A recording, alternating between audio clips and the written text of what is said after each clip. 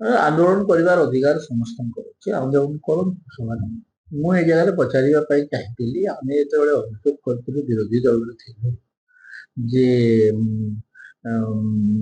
ସେ ଯୋଉ ମେହେର କଣ ମମିତା ମେହେରର କଥା ଯେତେ ଦୂର ତଦନ୍ତ ଆମେ କହିଥିଲୁ ମାହାଙ୍ଗା ଟ୍ରିପଲ ମର୍ଡର କଥା, ଟ୍ରିପଲ ମର୍ଡରରେ କେତେ ଦୂର ତଦନ୍ତ ଏବଂ ତାପରେ ଆମର ଯେତେ ଯେତେ ହତ୍ୟାକାଣ୍ଡ ହେଇଗଲା, ଇଭେନ କି ନବ ଦାସର ତଦନ୍ତ ଆମେ ସିବିଆଇ ତଦନ୍ତ ମାଗିଛୁ, ନବ ଦାସ ଏବେ ବି ମାଗୁଛୁ, ଏବେ ବି ମୁଁ ସେଇଥିରେ ଅଛି, ଷ୍ଟାଣ୍ଡରେ ଅଛି, ମୋ ଷ୍ଟାଣ୍ଡରେ ମୁଁ ଅଛି। କେତେ ଦୂର ହେଲା ତାଙ୍କ ସହ? ଯଦି ତମେ କୌଣସି ଜାଗାରେ ତଦନ୍ତ କରିନାହ ତାହେଲେ ତମେ କୋଉ ହିସାବରେ ଆଜି ତମେ ମାଗୁଛ? ତମର ମୋହ କୋଉ ମୋହରେ ତମେ ମାଗୁଛ? ଯାହା କାର୍ଯ୍ୟାନୁଷ୍ଠାନ ନେବା କଥା, ପ୍ରିନ୍ସିପାଲ ଆରେଷ୍ଟ ହେଇଗଲାଣି, ଲେକ୍ଚରର ଆରେଷ୍ଟ ହେଇଗଲାଣି, ବାକି ସମସ୍ତଙ୍କ ଉପରେ ସରକାର କାର୍ଯ୍ୟାନୁଷ୍ଠାନ ଗ୍ରହଣ କରିସାରିଲେ। କେବଳ କଂଗ୍ରେସ ସାଙ୍ଗରେ ତାଙ୍କର ଗୋଟେ ପ୍ରତିଦ୍ୱନ୍ଦିତା ଅଛି, କିଏ ଆମ ସହିତ ଲଢିବ। କଂଗ୍ରେସ ଆଉ ବିଜେଡି ଭିତରେ ଗୋଟେ ପ୍ରତିଦ୍ୱନ୍ଦିତା ଅଛି 2 ନମ୍ବର ବ୍ରୋଞ୍ଜ ଆମର ସିଲଭର ମେଡାଲ ପାଇଁ। ସେମାନେ କରନ୍ତୁ ସେ ପ୍ରତିଯୋଗିତା, ଆମକୁ ସେଥିରେ କିଛି କହିବାର ନାହିଁ। ତଦନ୍ତ କଲେ କାର୍ଯ୍ୟାନୁଷ୍ଠାନ ତ ହେଇସାରିଲାଣି। କାର୍ଯ୍ୟାନୁଷ୍ଠାନ ଗ୍ରହଣ କରିନଥିଲେ ଆପଣ କହିଥାନ୍ତେ ତଦନ୍ତ କରାଯାଉ, ତଦନ୍ତ ଅନୁସାରେ କାର୍ଯ୍ୟାନୁଷ୍ଠାନ। ଯେତେବେଳେ କାର୍ଯ୍ୟାନୁଷ୍ଠାନ ଯାହା ଯାହା ନାଁରେ ଅଭିଯୋଗ ଅଛି ସମସ୍ତଙ୍କ ନାଁରେ କାର୍ଯ୍ୟାନୁଷ୍ଠାନ ହେଇସାରିଲାଣି, ତାପରେ ତଦନ୍ତର ମୂଲ୍ୟ କଣ ଅଛି ମୁଁ ବୁଝିପାରୁନି। ଷ୍ଟୁଡେଣ୍ଟ କଂଗ୍ରେସ ଆଉ ବିଜେଡିର ନାଁରେ ଅଭିଯୋଗ ଆସୁଛି ଯେ ସେମାନେ ଛାତ୍ରୀଙ୍କୁ ଉସ୍କେଇଛନ୍ତି, ସେମାନେ ଛାତ୍ରୀ ଏବଂ କଂଗ୍ରେସ ବାଲା ମାନେ ଗଣ୍ଡଗୋଳ କରିଛନ୍ତି ବୋଲିକି ଝିଅର ବାପା ବି ଅଭିଯୋଗ କରିଛି।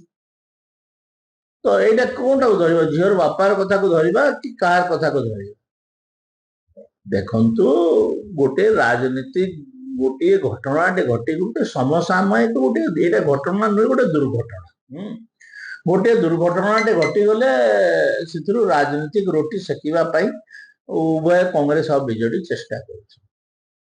କିନ୍ତୁ ଆମେ ନବ ଦାସ ମର୍ଡରରେ ଆମେ ତ ନାଁ ଧରିଥିଲୁ, ଏଇ ଲୋକ ବିଧାନସଭାରେ ନାଁ ଧରିଥିଲୁ, କାହିଁ ତ ତଦନ୍ତ କିଛି କଲେ ନାହିଁ।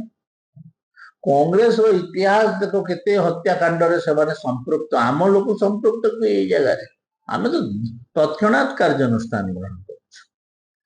ଯଦି ଆମେ କାର୍ଯ୍ୟାନୁଷ୍ଠାନ ଗ୍ରହଣ କରୁଛୁ, ମୋ ମତରେ ଆଉ ଅଧିକ ତଦନ୍ତର ଆବଶ୍ୟକତା ନାହିଁ ଏବଂ ସେମାନଙ୍କୁ ଗିରଫ କରିକି ଜେଲ କଷ୍ଟଡିକୁ ପଠେଇ ଦିଆଯାଇଛି। ତାପରେ କଣ ତଦନ୍ତର କୌଣସି ତଦନ୍ତର ଆବଶ୍ୟକତା କଣ ମୁଁ ବୁଝିପାରୁନି।